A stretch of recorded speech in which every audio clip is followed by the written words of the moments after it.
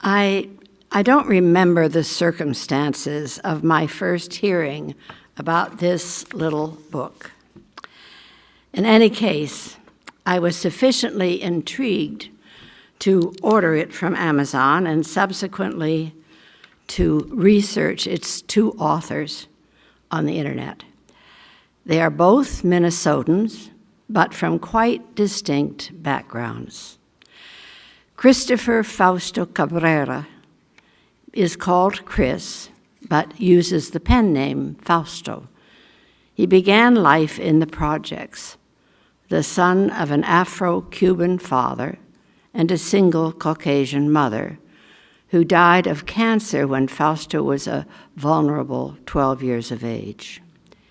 He spent his adolescent years with a loving aunt and uncle, and now aged 39, he is in the 18th year of a 26-year prison sentence for a drive-by murder committed when he was 21.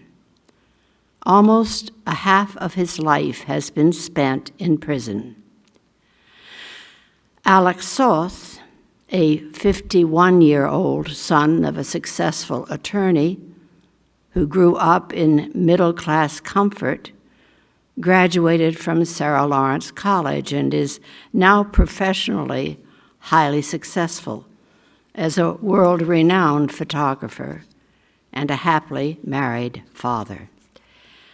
The book is a compilation of correspondence exchanged between the two during this past year.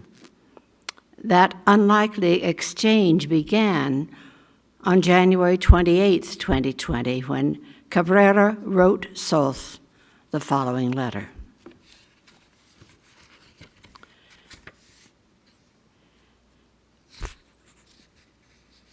Whoops, I turned too quickly.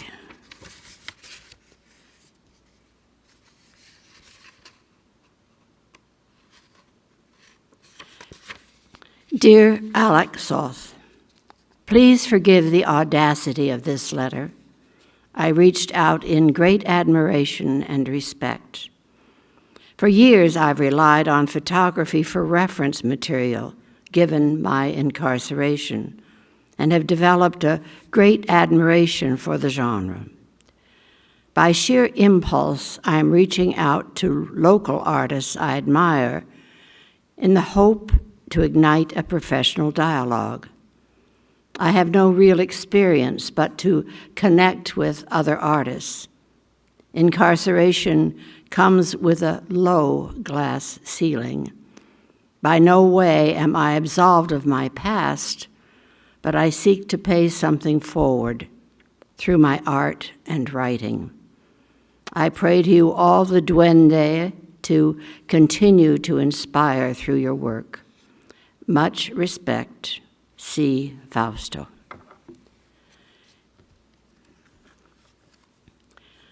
With its prison postmark, that brief request intrigued Soth and elicited a graciously detailed response from him. He encouraged an ongoing communication, asking Cabrera further to describe his developing artistry as a physically confined poet and writer. By way of establishing common ground, Soth relates his personal fascination with the relationship of photography to the lack of freedom. He quotes a Czechoslovakian photographer, Libus Jakovanovi, who describes the claustrophobic atmosphere of Soviet Prague that has driven her to literature and art. She writes, "Please allow me to give a little context in my perspective." I'm sorry, I've jumped again. Faraway places, trips, adventures. This is the Czechoslovakian lady writing. That was what really appealed to me. But the Czechoslovakia of my childhood was a country bordered by barbed wire, and you weren't allowed to travel. It was a time of oppression, during which for more than 40 years we were the political vessels of a large Eastern empire. Everything was ideology. You were surrounded by political propaganda from morning to evening. Luckily, I didn't really take in my surroundings. There was a world of books and pictures, and I spent hours imbibing them. Fausto responds by describing how sadly different his situation has been for the last 3 years since he was transferred from Stillwater, where he had been incarcerated for 14 years. He is now held in Rush City, Minnesota. Please allow me to give a little context to my perspective. I spent the bulk of my sentence at Stillwater working in the art department, which is the only full-time vocational studio in the Department of Corrections. Developed as an artist, and I was granted the privilege of shaping the program and managing 17 to 20 students with the bulk of the instructing. I wrote a curriculum that mirrored my development, done mostly by independent study and experience.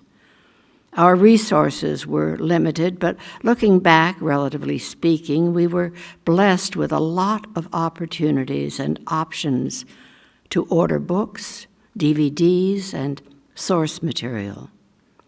Building a respectable library and materials inventory was one of my great honors.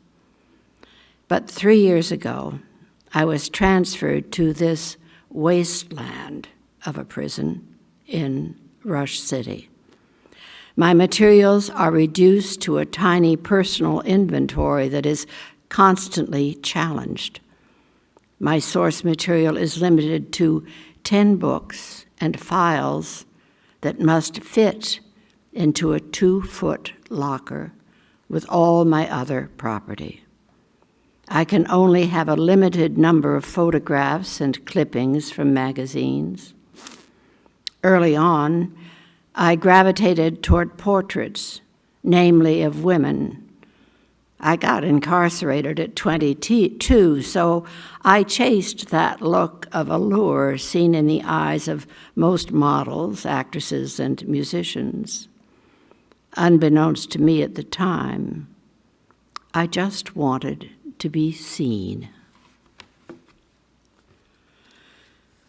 I just wanted to be seen. That self-understanding is echoed in a prize-winning piece written by Fausto and published in a Minnesota portrait and poetry project called Seen, S-E-E-N. The project shares the work of the incarcerated in order to combat their dehumanization by the system, by making the invisible visible, the unheard heard, and the unseen seen. The title of the piece that Fausto wrote is Being Seen. With my head down, hands in pocket, walking a corridor that seemed to stretch 17 years into the past of incarceration, I looked up to see a young female guard smiling. At me?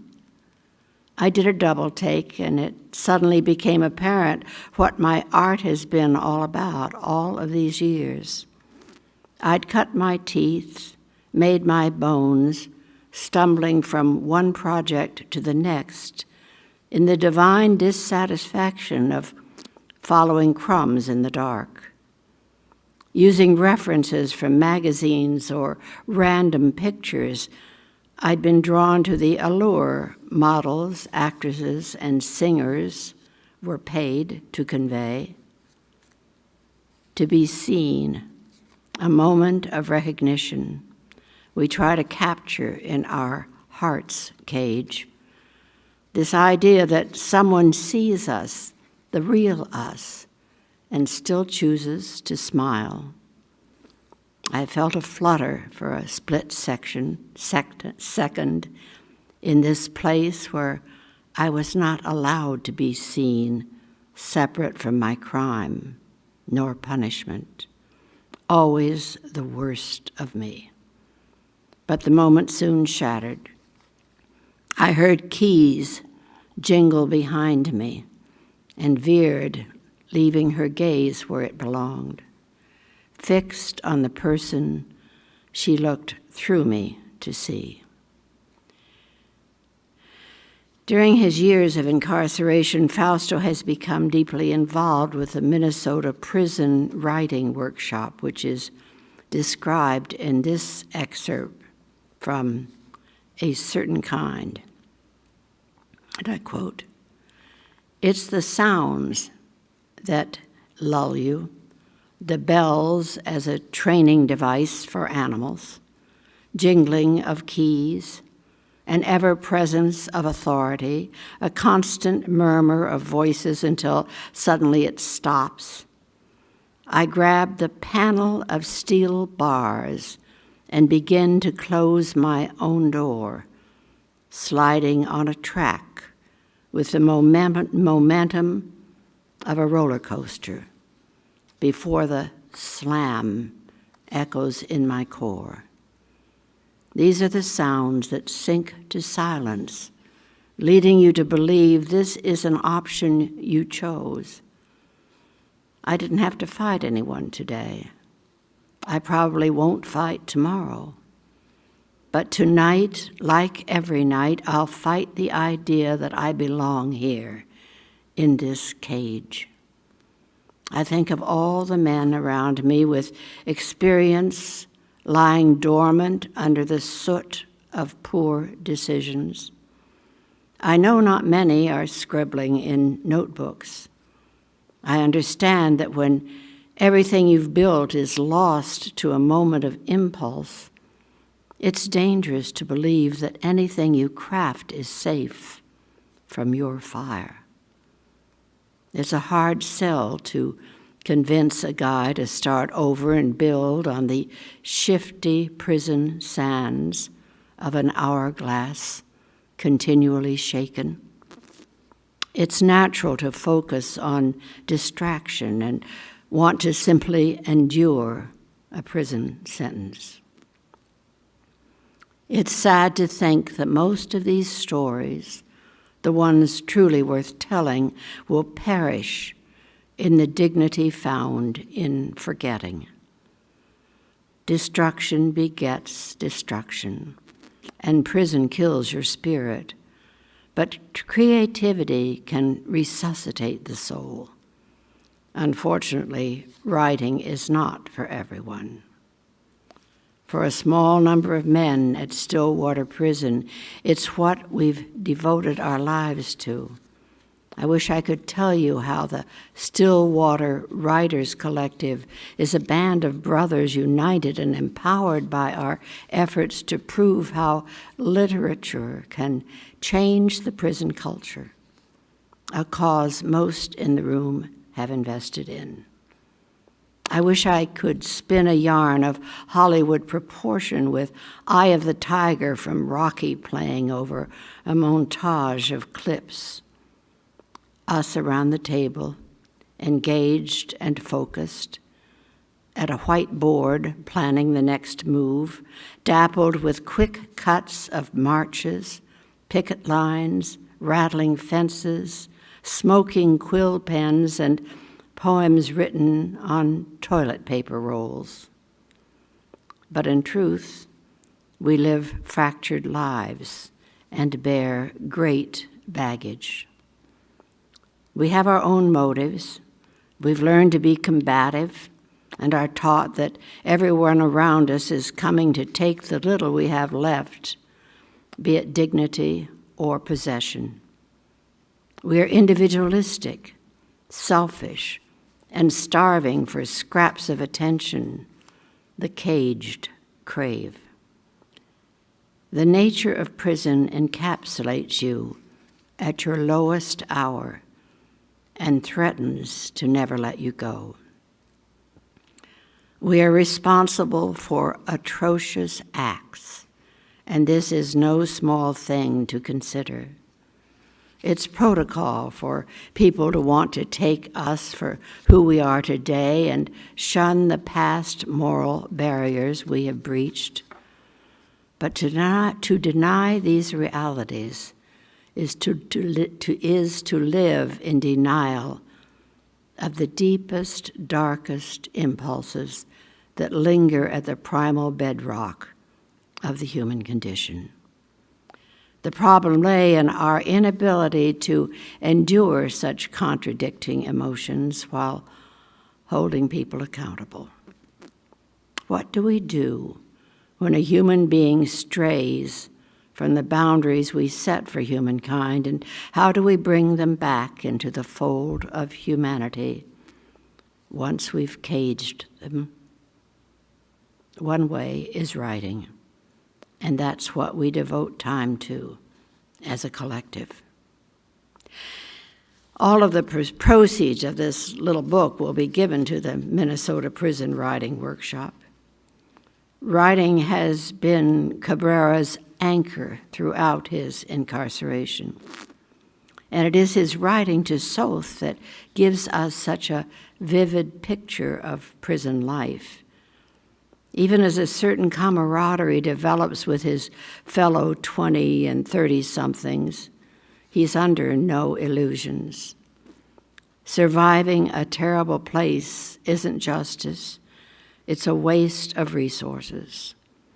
Prison is a terrible place by design with a dark purpose. But just like foxholes, they become places that mold relationships and character through the resilience of those that find ways to make it through the wars.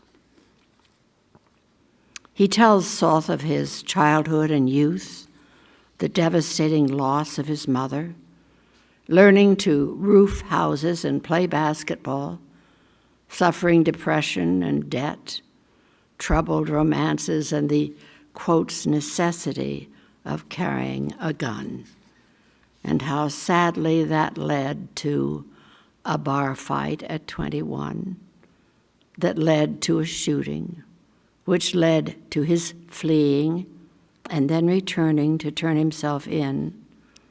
4 counts of first-degree attempted murder and 1 count of second-degree murder and a long prison sentence. Looking back on it all, he states,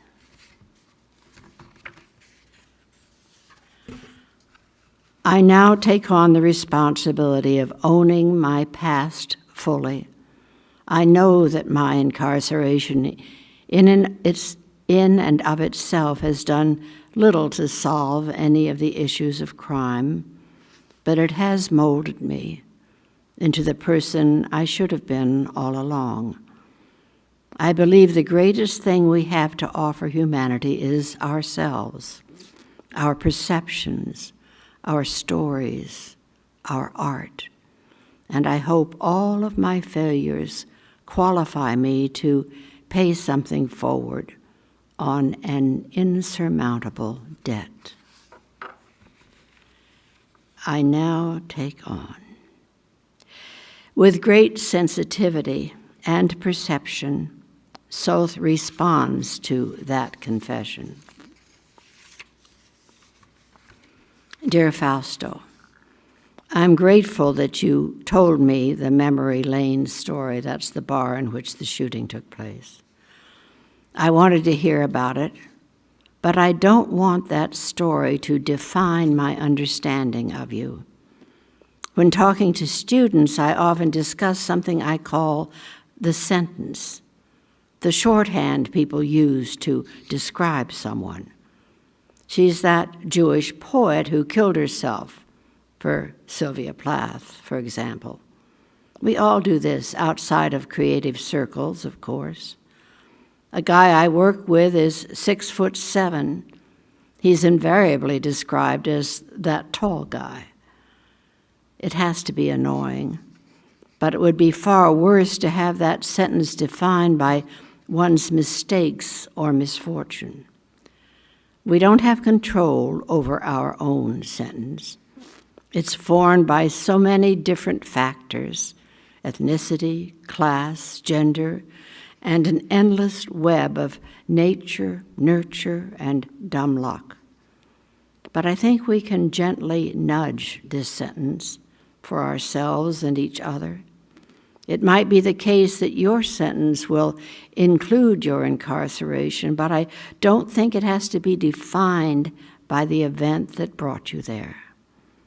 Reginald Dwayne Bett's sentence is the ex-con poet, not the carjacker who writes poetry.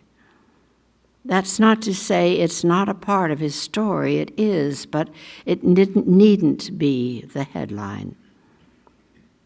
I respect how you own your story. The story of the shooting is compelling, of course, but I'm just as interested in your aunt and uncle's farm and brewing hooch in the vents, which is what the prisoners did. You are a storyteller, and for me, that is more essential to your sentence than your crime. As throughout the year 2020, the correspondence between Cabrera and Soth continued, their friendship deepened.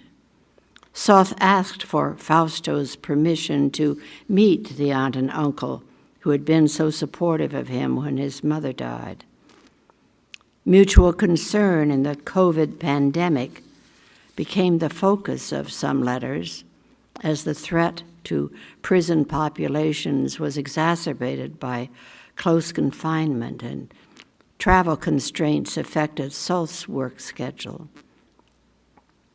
When George Floyd is killed in South Minneapolis, they exchanged thoughts on that tragic brutality. Soth had declined to cover the event and the protests that followed, choosing instead to support a group of Black photographers by recommending them.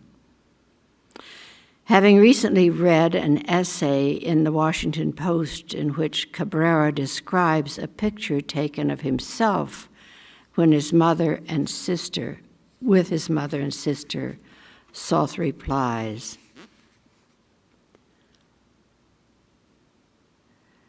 "Photography, incredible. I want to see this picture. The fact that you've learned to do something positive, to create and connect in the face of everything brutality is a profound achievement." This is the voice the world needs right now, more than anything. In your last letter, you mentioned your depression and the fact that you've recently felt more at peace. You asked if art could help rewire our brains, whether one is drowning in oppression or depression. Having a purpose seems to be the most essential lifeline. I'm not sure how much it matters what that purpose is. It can be writing a novel, knitting a sweater, running a marathon, preaching the gospel, whatever. Focused attention does seem to rewire the brain, yes. That said, some forms of attention do seem healthier than others. The Guinness Book record holder for eating the most hot dogs in 1 minute, 11, is undoubtedly less healthy than the record holder for the longest continuous run, 350 miles over 80 hours without food or sleep. Photography gives me a purpose, a place to focus my attention, but I sometimes question its healthiness. If my purpose were to be a caregiver or educator, for example, I think I would be a healthier person. But do we choose our mission, or does it choose us? Whatever the case, I'm sure glad you found your purpose. Your honest expression of pain and love has great meaning to me. Your friend, Alec. On June 29th, then, Soth writes, 2020 is the most screwed up year in my lifetime, but I'll always treasure the fact that it allowed me to do a deep dive into the Chris Fausto universe. And man, does it keep expanding. In July, Soth goes to Rome to do a project for the designer Gucci. Because of the pandemic, he's confined to a hotel room in quarantine for 2 weeks. It's there that he conceives the idea of publishing this correspondence and proceeds to compress 45,000 words to 17,000. He runs the idea by Cabrera to give the proceeds to charity. Fausto is ecstatic. He writes, "There's a liberation to writing, now that the tone is back to being more conversational and more informal, in my mind anyway.